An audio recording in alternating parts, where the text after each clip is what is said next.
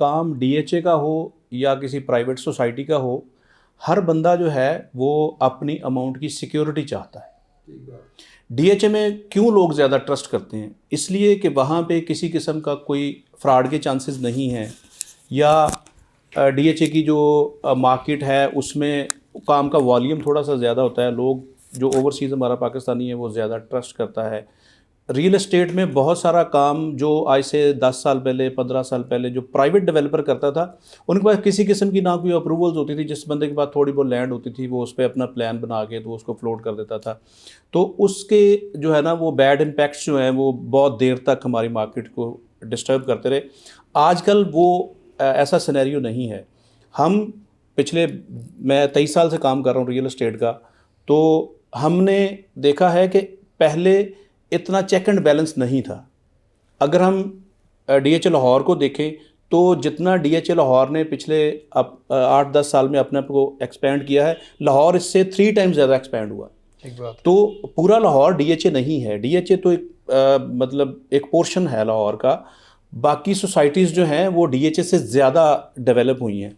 उसमें private societies हैं, जैसे बहरिया टाउन है एक साइड पे, रायबन रोड की मार्केट है, फिरोज़पुर रोड की मार्केट है, मुल्तान रोड है। अभी जो ट्रेंड है वो जीटी रोड गुजरांवाला की साइड पे चला गया। शेखुपुरा रोड जो है वो सारा इंडस्ट्रियल जोन में आ जाता है। तो बहुत सारी चीज़ें हैं जो कि अभी डेवलपमेंट तो मियां साहब हर जगह पे हो रही है। मकसद ये है कि डीएचए में मेरा ख्याल है जो रियल एस्टेट का काम करने वाले हैं या जो डीलर्स हैं वो ज़्यादा सिक्योर फील करते हैं कि बाहर कोई इशूज़ आ जाते हैं, गड़बड़ हो जाती है, डीएचए ज़रा ज़्यादा सिक्योर है। असल में हमें जो है ना वो एक मैं मिसाल दूंगा कि कुएं, मेंढक जो होता है वो कुएं को समंदर समझता है। जो डीएचए के लोग दोस्त काम करने वाले, हमने 20 साल डीएचए में काम किया। अभी तो प्राइवेट डेवलपर के साथ मैंने पहले बैरियर टाउन का काम काफ़ी किया, लेकिन इस सेंस में नहीं किया कि वहाँ जाके बैठ के काम किया। वो 3 साल से प्रॉपर इंगेज होके काम किया है।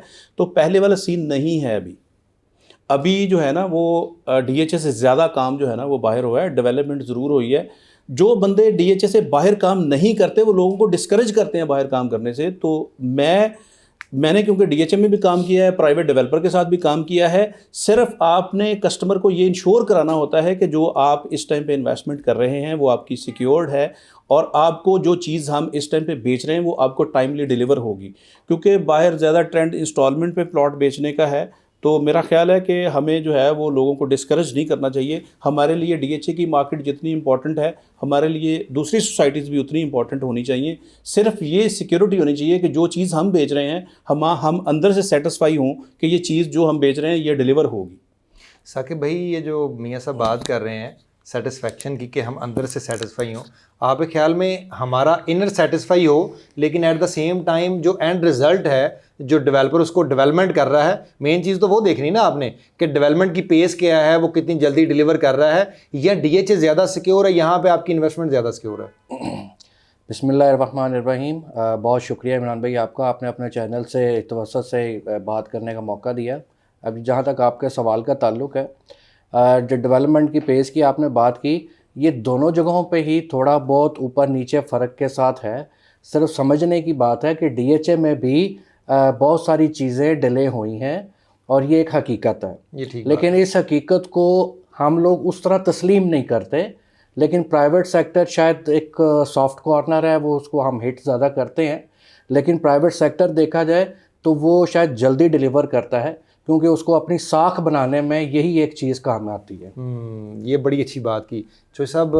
बिल्कुल मैं एग्री करता हूँ इनकी बात से कि देखें डीएचए में हालांकि सिक्योरिटी है, आपकी प्राइस अप्रिसिएशन भी बहुत होती है, प्रॉफिट टेकिंग भी बहुत अच्छी होती है, लेकिन एट द सेम टाइम जो प्राइवेट सेक्टर की अगर हम बात करें वहाँ पे बाउंडिंग ज़्यादा है। वहाँ पे 2-3-4 साल अगर आप डेवलपमेंट नहीं करते तो वो तो आधे पाकिस्तान को वक्त पड़ा होता है और लोग नैब में चले जाते हैं। लेकिन डीएचए में आप देख लें, अगर कोई 20 साल भी डेवलप ना करें, लेकिन क्या होता है कि आपकी 10 रुपये की चीज़ जो है वो वैसे 50 रुपये की एक मेंटली सेटिस्फेक्शन इन्वेस्टर को हो जाती है, क्योंकि उसका जो प्राइस वैल्यू है, उसकी प्राइस अप्रिसिएशन बहुत बेहतर हो जाती है। तो इसके बारे में आप क्या जी? बिस्मिल्लाहिर्रहमानिर्रहीम। इमरान भाई शुक्रिया, आपने अपने चैनल पर मौका दिया। मैं समझता हूँ डीएचए और प्राइवेट सेक्टर का कंपैरिजन नहीं बनता। डीएचए में आज आम आदमी के लिए कुछ नहीं है, तो क्या आम आदमी का राइट नहीं है कि वो अपने बच्चों के लिए कुछ सेविंग करे? तो वो आम आदमी जो है जिसकी अर्निंग थोड़ी है, 50,000 से जो लाख कमाने वाला है, वो तो तसव्वुर भी नहीं कर सकता DHA में 5 मरला लेने का भी। लिहाजा DHA का क्लाइंटेज अलग है। DHA को बाकी प्राइवेट सेक्टर डिस्टर्ब भी नहीं करता, इसका क्लाइंटेज अलग है। और वो क्लाइंटेज मैक्सिमम थी पहले ओवरसीज़। मुल्क की सियासी हालात की वजह से वो क्लाइंटेज डिस्टर्ब हुई है, जिसकी वजह से हमें काम कम नज़र आता है। इस वक्त DHA में भी और मार्केट में भी ज़्यादातर जेन्युइन क्लाइंट है, वो जो एंड यूज़र जिसको हम कहते हैं, या प्राइवेट सेक्टर में वो तबका है जो अपने बच्चों के लिए इन फ्यूचर 5 साल 10 साल के बाद चाहते हैं कि जब बच्चे जवान हों, उन्हें घर बनाना है, शादियाँ करनी हैं, तब तक एक प्लाट बन जाए। तो मेरे ख्याल में ये अपॉर्चुनिटी DHA देता ही नहीं है। DHA में आज है कुछ चीज़ जो इंस्टॉलमेंट पर चल रही हो, नहीं है कुछ भी।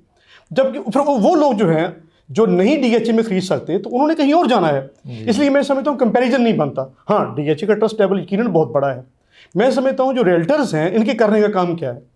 हमें प्राइवेट सेक्टर को जब ज्वाइन करना है, जब किसी को काम करना है और लोगों को कन्विंस करना है कि यहाँ पर अपनी इन्वेस्टमेंट करें, तो हमें देखना चाहिए कि वो सेक्टर जो है, वो जो डेवलपर है, उसका माजी कैसा है, क्या वो बारवकत डिलीवर कर भी रहा है कि नहीं कर रहा।